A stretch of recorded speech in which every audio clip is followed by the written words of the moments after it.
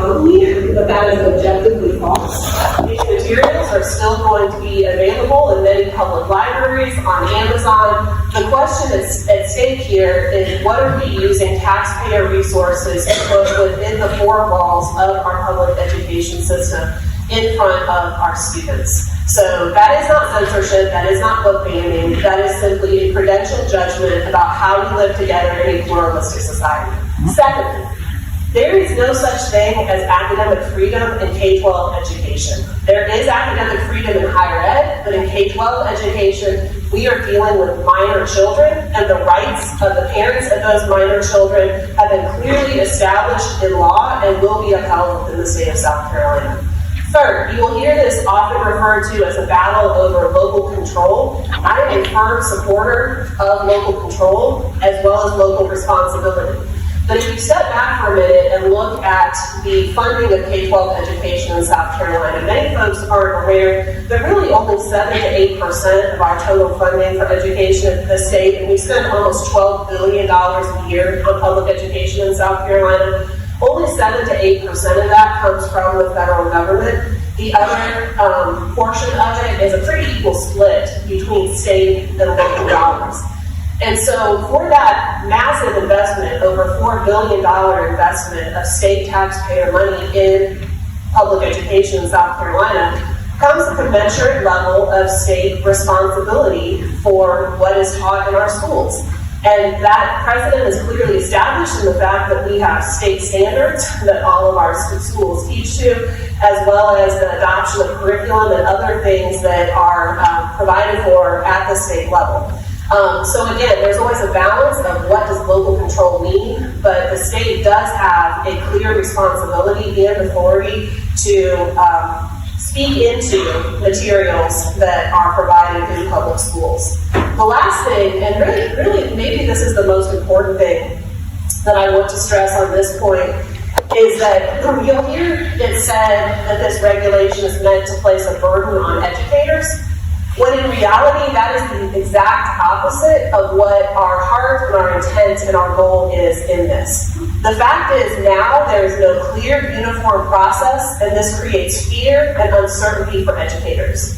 And my goal as state superintendent is to do everything I can to depoliticize our public education system, and again, return us to the thing that really matters, which is what are we doing to advance student learning.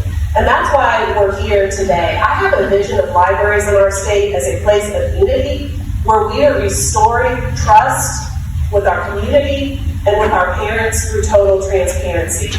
And I believe that libraries and librarians and media specialists can help lead the way to make the promise of public education everything that it was always intended to be, something that unites us rather than divides us. And that's why I care so deeply about literacy. Literacy is not just a strong part of employability for our students, but it's about the moral formation of a free people. And when I think about the movie that you may be able to see, The Right to Read, I think about the journey of Frederick Douglass. I was recently reading narrative of the life of Frederick Douglass, some excerpts. And there's a very compelling story in there about when he was a young man, and he overheard Mrs. Auld. She and her husband owned him at that time. Mrs. Auld taught or was teaching him how to read. And when Mr. Auld got wind of that, he shut it down. And Frederick Douglass recounts how overhearing Mr. Auld telling Mrs. Auld why she couldn't teach Frederick to read was the light bulb that went off in his mind. He says, though conscious of the difficulty of learning without a teacher, I set out with high hope and a fixed purpose, and at every cost of trouble, to learn how to read.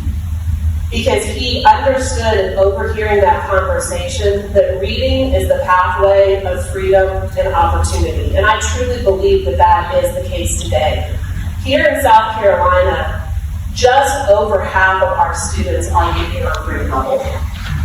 This is an existential crisis. We cannot sustain a society when half of our children don't possess the very most foundational skill that they need to be successful in life. And so, as I think about what you are here to talk about today, about the legacy of literacy, I hope that the information and the sessions, the movie that department staff have worked so hard to put together for you, will inspire you in your journey and refresh you and renew you in your calling to support students in their academic journey. And that we can, as a system of public education, find a way to come together and to put aside the things that divide us and talk about rather what unites us. Because I truly believe that every parent I have met, left, right, black, white, rural, urban, whatever divide you want to talk about, understands that education is the front door opportunity for their child's future. We want every child in South Carolina to graduate ready for college, career, or military. And so that's the commitment that I made to you all today, is that at the Department of Education, we are going to do everything we can to support the literacy journey of our students, to support the numeracy journey of our students, and to support the kind of instruction and materials that we believe will ennoble the minds and the understanding of our students around what unites us and what we share as Americans and not what divides us. So thank you so much for your time. I appreciate, again, the opportunity to speak today, and I hope you all have a wonderful day at work. Thank you so much.